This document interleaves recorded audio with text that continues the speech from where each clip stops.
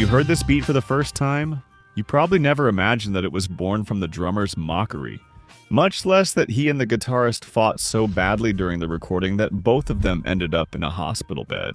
But how did all this chaos end up giving birth to one of the greatest rock hits? But did it also predict a worldwide chaos that was about to happen? Today I'm going to reveal the chaotic story behind Toxicity by System of a Down. I'm Guilherme, and you're watching DECIFRAHITS.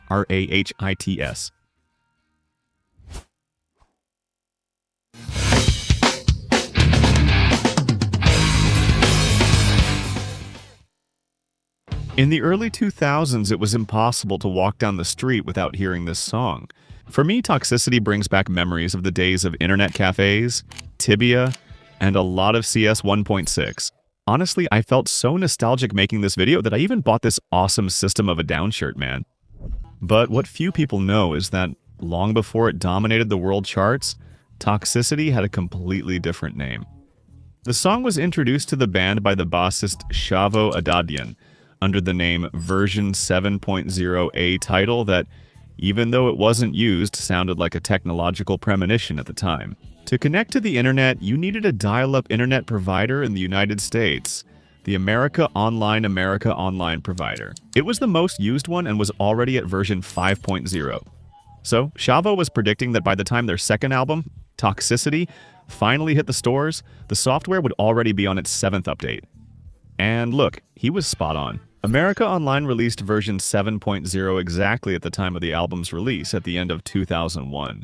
But while Shavo was trying to play fortune teller, the atmosphere inside the studio was far from fun. The band's producer, Rick Rubin, was an extremely demanding guy and wouldn't accept anything less than a perfect song in his repertoire.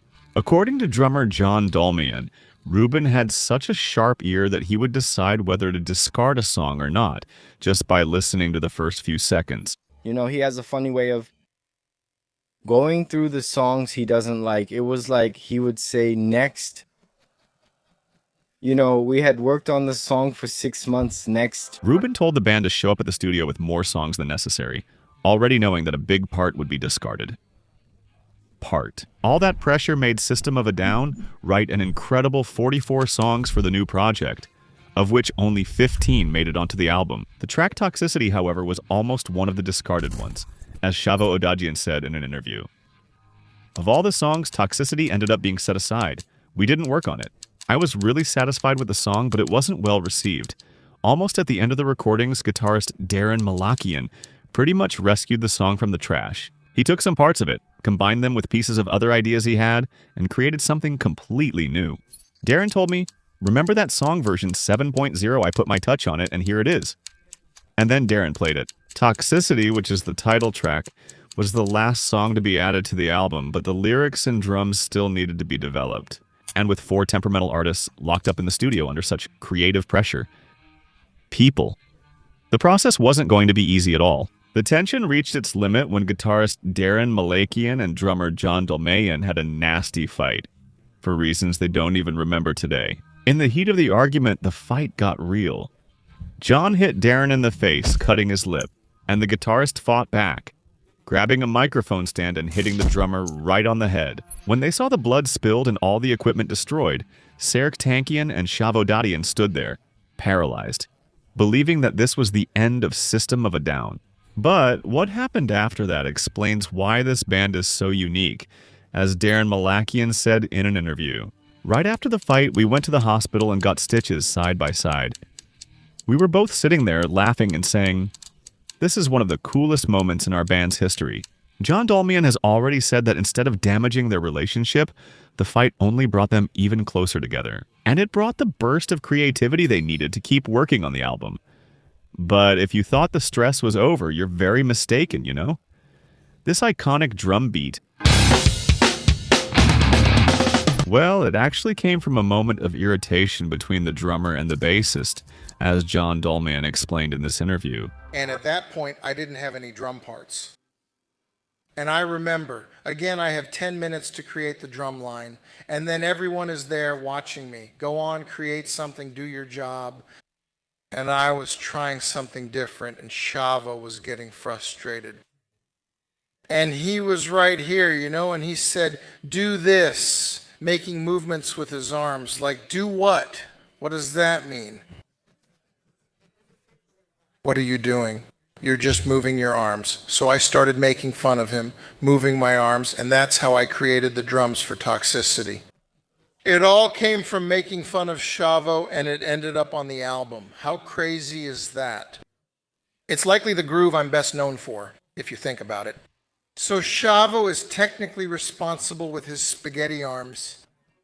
As for the lyrics, they were mostly written by the vocalist, and for this job, there was no better person. Serj Tankian has an incredible ability to write lyrics that seem random, but for those who pay close attention, they hide very deep meanings.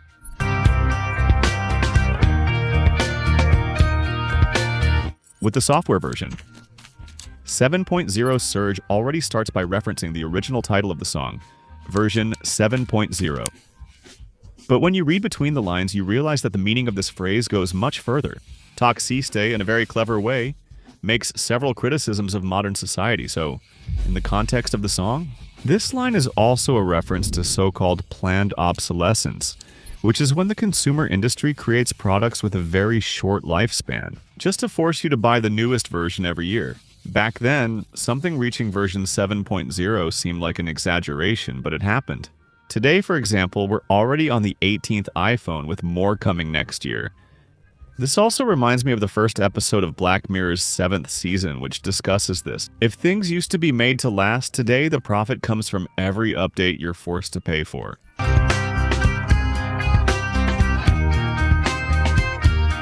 Seeing life through the eyes of a tire. Here, two more interpretations of Toxicity come in. The first is related to the excessive use of drugs and alcohol. He's saying that these people, because they're high or drunk, are always seeing everything around them spinning as if they're stuck inside a tire. The second interpretation comes from a statement by Darren Malakian himself, who, during a performance at the 2005 Download Festival, said that one of the themes Toxicity deals with is attention deficit hyperactivity disorder. It's about attention deficit and hyperactivity disorder, a neurological condition that makes it difficult to concentrate. So, when you see life through the eyes of a tire, it's almost impossible to focus on anything, since your point of view is always spinning.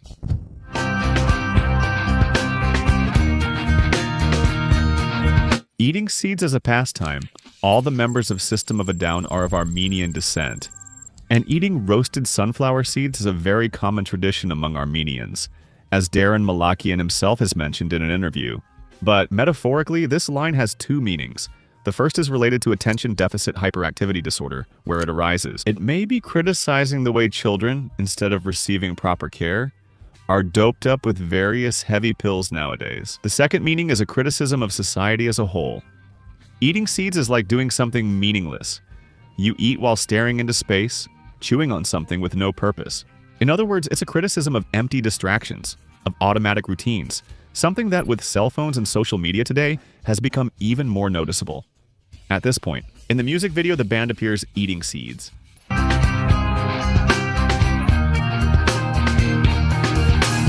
The toxicity of our city. Toxicity here doesn't just refer to something toxic, but it's also a play on the words toxic and city, meaning toxic city. From there. The criticism can go in many directions, depending on the angle you look at it from. By the way, how many toxic things do we have in big cities today? Pollution, toxic routines, behavior, food, the healthcare system? You can interpret it as you wish, in my opinion. One of the references is the criticism of the excessive use of drugs and controlled medications, which is becoming more and more common and accepted by society. But medications that often, they leave people doped up, dependent, and do much more harm than good. That's why, at this moment during the music video, a projector shows people living on the streets. World. Projected onto the musician's clothes. Since that time, the United States has been facing a very serious substance addiction crisis. An addiction that often starts there, in doctors' offices, but ends on the sidewalks of big cities like Los Angeles. The images of homeless people are an indictment of how society ignores human suffering. While the government only fuels the fire, that is, it feeds poverty and the cycle of self-destruction that keeps people in that place. For many people, the toxic city mentioned in the song would be Los Angeles, according to this theory. Have. Toxicity would also be a criticism of the Hollywood lifestyle, where only appearances matter, and where, behind its famous streets, there is a world where values and principles have been lost. That's why the music video starts with an image of the Hollywood Walk of Fame, and Daryl Malakian appears wearing a Los Angeles Kings jersey for most of the video.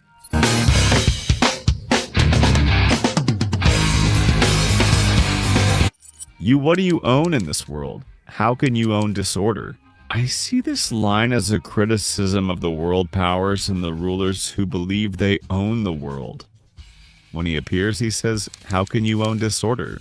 It's as if he's asking, how do you powerful people manage to sleep at night, knowing that your decisions often fuel global chaos and people's suffering? Still within this logic, many people believe that here Serge isn't saying you, but rather new, which means new. Some people have even reported that Serge himself has confirmed this, but I couldn't find any reliable source to support this information.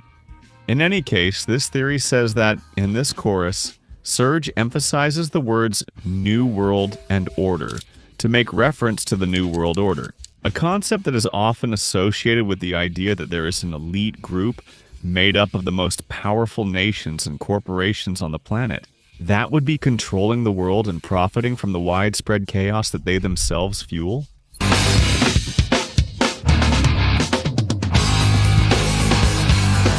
Somewhere between sacred silence and sleep. Disorder, disorder, disorder. According to Serge Tankian, the expression sacred silence comes from knowledge passed down among indigenous peoples in their quest to find their spiritual evolution. Evolution. The sacred silence alludes to the understanding of spirituality, silence, illusion, sensitivity by Native Americans. And it's the place where you go to meditate. Everything is lost, and everything is found through the different veils of sacred silence. Silence. And we know that sleep is. So somewhere in the middle, it's something beautiful. Because I think that when people go to sleep, there's a stage of sleep called rapid eye movement. And there's a moment when you're meditating and you don't even realize it, so that's what this refers to. Can you find the sacred silence in your life? With children? But there's another interpretation for this line, which is also very interesting to consider. For many people, the sacred silence would be death. So if you're not dead or sleeping, you're awake, living life. The disorder happens at that moment. Furthermore, this space can also be a reference to the moment between life and death, between chaos and calm. This interpretation is cool because the song Toxicity reflects exactly that. It starts off calm. Then the music's aggressiveness starts. And in the end, it comes up, repeats twice. What I consider the most enigmatic phrase of this song. When I became the sun, I illuminated the heart of man with life. Although I'm not a religious man, Serge uses biblical references in his songs like he did back in Chop Suey. That's why for many people Serge is not saying son, but son, which means son, making reference to the Son of God. But here, I believe he goes a little beyond the Bible, and it brings a spiritual reference. Something that connects not only with all religions, but also with various philosophical schools and modern science. When he says I, he is not referring to himself. Tanker appears. Not to Jesus, Christ, or any deity, but rather to the higher consciousness that supposedly gave rise to everything that exists in the universe. As is symbolized at the end of the video. This is a very interesting idea, which is repeated in several songs, such as in Gita by Raul Seixas. In Stairway to Heaven by Led Zeppelin.